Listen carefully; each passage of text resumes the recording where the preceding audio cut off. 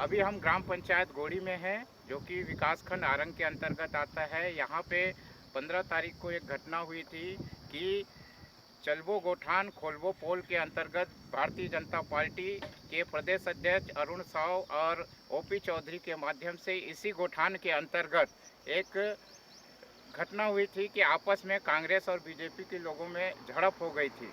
उन सारी घटनाओं को लेके आइए हम गोठान में चलते हैं और यहाँ के सरपंच से हम बातचीत करते हैं। हम ग्राम पंचायत गोड़ी में है, जो कि विकासखंड आरंग के अंतर्गत आता है। अभी ये परिचय का मोहताज नहीं है ये गांव, क्योंकि अभी परसों 15 तारीख को यहाँ पे बीजेपी ने एक बहुत बड़ा हंगामा खड़े किया था। अभी उसी हंगामा के चलते हुए अभी हम गोठान में हैं और चर्चा करेंगे ग्राम पंचायत के सरपंच गोपाल धीवर जी से। गोपाल जी, 15 तारीख को बीजेपी ने एक बहुत बड़ा हंगामा किया था, क्या कारण? ये सब जो है एक चुनावी स्टंट है, ऐसा मेरा मानना है। देखिए, ग्राम पंचायत गोड़ी अपने ग्राम पंचायत को स्वावलंबी बनाने के लिए हमारे राष्ट्रपिता महात्मा गांधी और हमारे जननायक संविधान का रचना करने वाले डॉक्टर भीमराव अम्बेडकर साहब की जो सपना है कि गांव कैसे होना चाहिए भारत का, उसको लेकर निकली हुई है और तमाम प्रकार की जो विकास है उसको गति दे रही है और धरातल पर उतारने का काम भी कर रही है।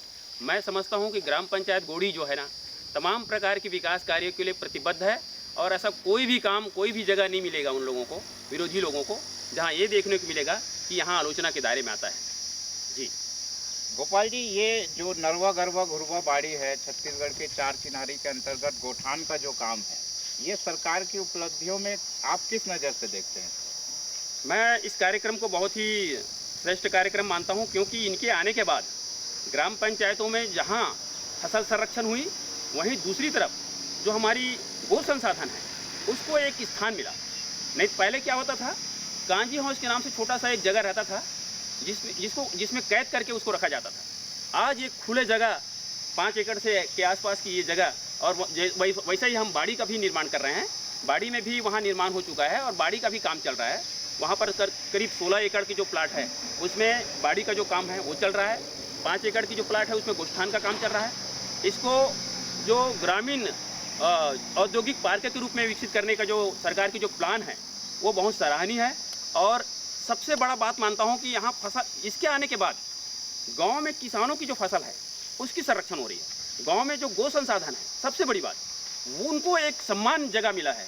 वहाँ चारा, पानी और उनकी संरक्षण के लिए तमाम प्रकार की जो सुविधा है उनको मुहैया कराया जा रहा है। लेकिन भारतीय जनता पार्टी के प्रदेश अध्यक्ष अरुण साव तो इसको भ्रष्टाचार का अड्डा बता रहे हैं। मैं पढ़ा हूँ पेपर, उनका जो कहना है वो मिथ्या है। वो धरातल में आकर इनका जांच कराएंगे तो उनका कहना जो है ना गलत साबित होगा, क्योंकि गोष्ठान भ्रष्टाचार करने की जगह नहीं है, ये देने की जगह है। और वैसे भी ग्राम पंचायत जो होता है वो खाने पीने की जगह नहीं होता, वो त्याग करने की जगह होता है, समर्पण करने की जगह होता है, देने की जगह होता है, लुटाने की जगह होता है, लूटने की जगह नहीं होता ग्राम पंचायत। क्योंकि पूरे पब्लिक के लिए, पूरे जनता के लिए उत्तरदायी होता है ग्राम पंचायत सरपंच, और अपने उत्तरदायित्व पूरा करते करते वो खुद बहुत से प्रकार के नुकसान के दायरे में खुद आ जाता है। जहाँ तक मेरा अनुभव है, मैं 2010 से अपनी यात्रा शुरू किया था और गांव में तमाम प्रकार की व्यवस्थाओं के साथ ही मैं यहाँ की जो न्यायालय, जो ग्राम न्यायालय है, जो ग्रामीण व्यवस्था है, न्यायालयीन व्यवस्था है ग्राम पंचायत में होनी चाहिए, उसको दुरुस्त करने का काम किया। और उसको करते करते कई प्रकार की जो हमारी जो बहुत महत्वपूर्ण जो हमारी जीवन की जो जीवनचर्या रहता है वो भी प्रभावित हो जाता है। क्योंकि लोगों के घर जाकर उनको न्याय देने के लिए तमाम प्रकार की एविडेंस को वहाँ उपलब्ध करा के उनको न्याय प्रणाली भी विकसित करने के लिए हम लोग प्रतिबद्ध हैं और तमाम प्रकार के विकास कार्य को हम कर रहे हैं। क्या लगता है कि यहाँ पर जैसे ये माननीय मंत्री शिव कुमार डहरिया जी का विधानसभा क्षेत्र है, तो क्या लगता है बीजेपी उनकी छवि को खराब करने की कोशिश कर रही थी? ऐसा क्या कारण था, आपको क्या लगता है? जी, मैं इसको पूरा बीजेपी के द्वारा चलाया जा रहा एक चुनावी हथकंडा मानता हूँ। ये चुनावी साल है और इसमें चुनाव होना है, तो चुनाव की मद्देनज़र कोई इनके पास मुद्दा है ही नहीं है। तो मुझे लगता है कि ये लोग अब गोष्ठान में एक अपोल कल्पित है कि गोष्ठान में कहीं भ्रष्टाचार हुआ है। मैं एकदम गारंटी से कह रहा हूँ, पुख्ता कह रहा हूँ मैं, कि किसी भी गोष्ठान में जाकर वो पता कर ले, पूरा जांच करवा ले, कहीं पर एक भी रुपये का कोई भ्रष्टाचार नहीं मिलेगा। गोपाल जी, ये आपका चौथा कार्यकाल है। अगर इस कार्यकाल की बात करूं तो इन 4 सालों में आपने कितने करोड़ का काम लगभग आपने गोड़ी पंचायत में करवा चुके हैं? ग्राम पंचायत गोड़ी में तो इसका मैं अभी पूरा मूल्यांकन आपको नहीं बता सकता, लेकिन मैं इतना ज़रूर बता सकता हूँ कि गरीबी उन्मूलन के क्षेत्र में जैसे मनरेगा के माध्यम से हमने लोगों को रोजगार दिया और बहुत से 300 से ज़्यादा लोगों को अभी तक का जो है ना मेरे कार्यकाल में जो आवास प्रदान किया गया। तो मैं समझता हूँ कि गरीबी उन्मूलन के क्षेत्र में और लोगों को आज़ादी देने के क्षेत्र में, जैसे लोग पहले छोटे से एक टुकड़ा के लिए, ज़मीन के टुकड़ा के लिए इधर उधर भटकते थे, आज हमारे कार्यकाल में आने के बाद हमने इंदिरा आवास के लिए ज़मीन अलाट करवाया और अभी बहुत से जो आवास आ रही है उसके लिए भी हम ज़मीन अलाट करके रखे हुए ताकि किसी भी गरीब को कभी भी कहीं भटकने की ज़रूरत मत पड़े। मैं समझता हूँ कि आज़ादी का जो दिन जो देखने के लिए जो हमारे पूर्वजों ने सपना देखे थे उसको साकार करते हुए गोड़ी ग्राम पंचायत जो है ना आगे बढ़ रही है। ये भी देखने को मिला है कि आपका ग्राम पंचायत गोड़ी इसलिए भी चर्चित है कि यहाँ पे राज्य सरकार के द्वारा यहाँ पे केंद्रीय जेल को आवंटन करने जा रही थी, लेकिन उसमें आपने हस्तक्षेप किया है। जी, मेरा ये मानना है कि ग्राम पंचायत गोड़ी एक स्वतंत्र निकाय है, स्वतंत्र संस्था है और इसमें किसी भी प्रकार से बाह्य हस्तक्षेप नहीं होना चाहिए। वो जो जिस ज़मीन को इन्होंने चिन्हित किया है उसको हमारे जो उच्च अधिकारी है जो उसमें अपना हाथ बटा रहे हैं उन लोगों को यथार्थ पता नहीं है। वहाँ पर 5840 साल पुराना हमारा वानिकी है और उनके वजह से हमारे ग्राम पंचायत गोड़ी में ऑक्सी क्षेत्र बना रहता है, ऑक्सी बेल्ट बना रहता है।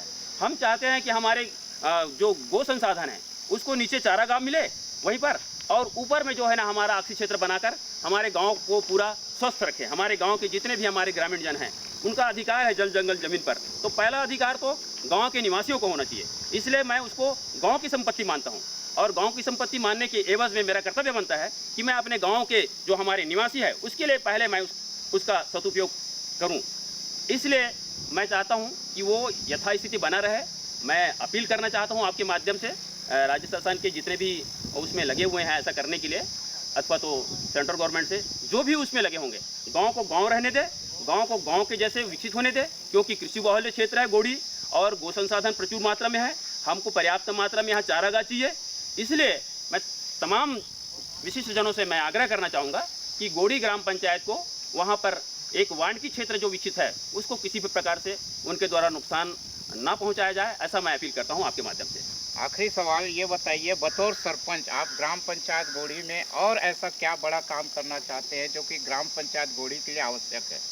मैं ग्राम पंचायत गोड़ी में शिक्षा और स्वास्थ्य, ये दो बड़ा जो क्षेत्र है जहाँ से एक सच्चा इंसान जो है ना तमाम प्रकार की अपनी जीवन की जो आवश्यक संसाधन है, अपनी मानवता है, उसको विकसित करते हैं शिक्षा के माध्यम से। स्वास्थ्य उसको अच्छा शरीर देता है और उसके माध्यम से फिर पुरुषार्थ करके वो एक अच्छा इंसान बनता है।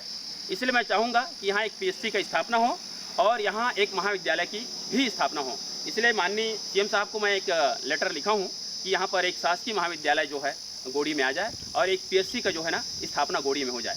जी, तो यह है ग्राम पंचायत गोड़ी के सरपंच गोपाल धीवर जी।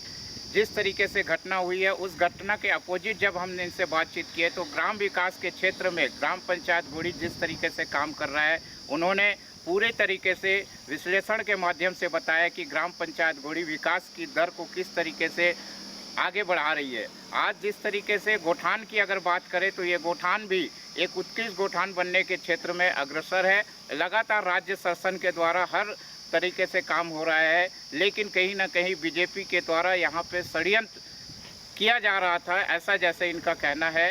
तो देखते हैं कि ग्राम पंचायत गोड़ी के विकास कार्य को बीजेपी या तो पचा नहीं पा रही है या बीजेपी षड्यंत्र के तहत बदनाम करने की साजिश कर रही थी। लेकिन क्योंकि यहाँ पे सबसे अच्छी बात यहाँ पे गोपाल धीवर जी से बात की कि ये ऐसा जगह है जहाँ पे लोगों को स्वास्थ्य और शिक्षा के नाम से गोड़ी प्रसिद्ध है।